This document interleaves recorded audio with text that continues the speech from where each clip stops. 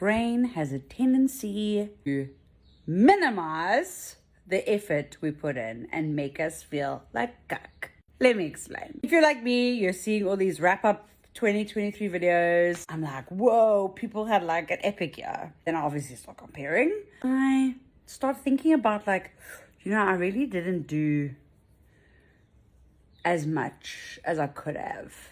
But this is a very cool thing that I remember when I was studying coaching. To read this article about a professor who wanted to learn how to play the drums. They played it in high school and it was always like a skill that they wanted to develop again. So they start practicing and they put in the effort, like they're practicing a lot, but never seeing the improvement that would come from creating a SMART goal, a specific, measurable, achievable, realistic, and time-bound. The goal is to play a specific song, mapped out times that they would practice, and then they gave themselves a deadline. Professor, spends all this time doing all this practicing and is never really improving, which is fascinating because this person knows how to achieve stuff. They have a doctorate. They know how to set a goal and achieve it and put in the time. They understand everything about creating a goal and then achieving the goal. And then in this article, what was so fascinating to me and what blows my mind all the time about how powerful our mind is. The reason the professor wasn't improving was because of their own inner critic, their judgment of the effort and time they were putting in, and the judgment of how quickly or slowly they were going and how slowly they were improving. In their mind, they kept messing up. They kept telling themselves, I haven't done enough. If they had to take 4 days off in a row because, something important was happening at work, then when they would come back to the drum and they'd make one or two mistakes, it would just confirm, this belief that they had about their effort and what they were doing. And that was causing them to fail. It was only when this professor said, actually, I'm going to treat this entire process the same way I would treat a case study if I was, doing one of my articles as a professor. And so what they did is they started logging. What time did they start rehearsing? How long did they rehearse?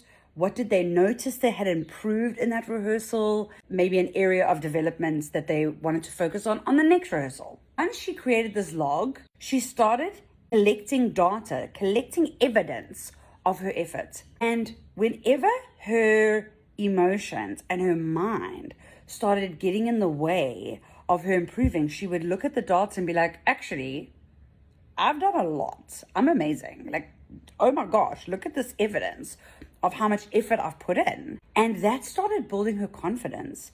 And once her confidence started building, guess what? Oh, I'm sure she started improving.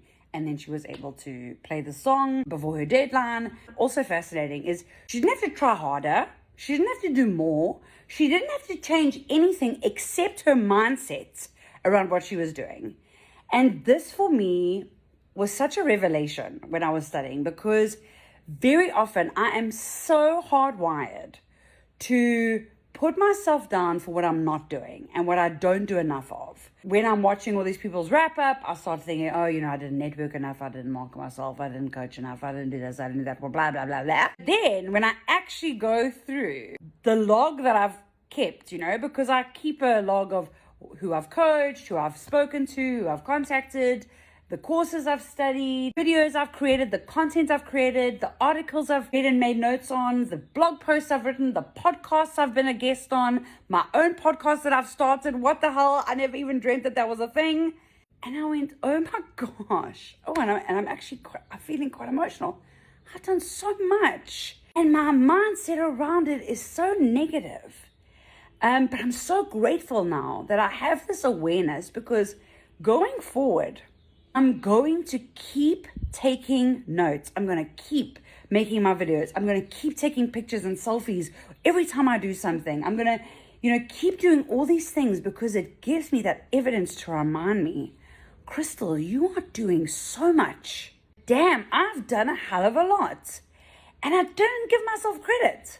So if you're like me, who's looking back on your year because, it's a time of reflection, do yourself a favor and go through those emails. Check your diary. whether it's a timetable diary or an actual journal. Go through stuff, go through the pictures on your phone, go through anything where you might have in some way got evidence of just how much you did, because I can tell you now, our brain minimizes so much because we are wired for the negative, and we are wired for the negative to help us survive. We don't want to be in survival. We want to thrive. We have to actively rewire our brain. That is our power. That is what we can do. I'm inviting you from now, just make a mental note, plant a seed, do something that's already within your capabilities. You don't have to create a whole new habit. Apply more effort to the thing that you already have the skill in. I think that's like the most important thing, because then you will do it. And then when it is time to reflect, you will have data and not feelings, because feelings are not facts. Thoughts are not facts. They are all just designed to keep us in survival. That is the beauty of our species, and it's also part of the weakness of it. Now that you know that, go forth and prosper, people. Go and conquer this. Rewire your brain.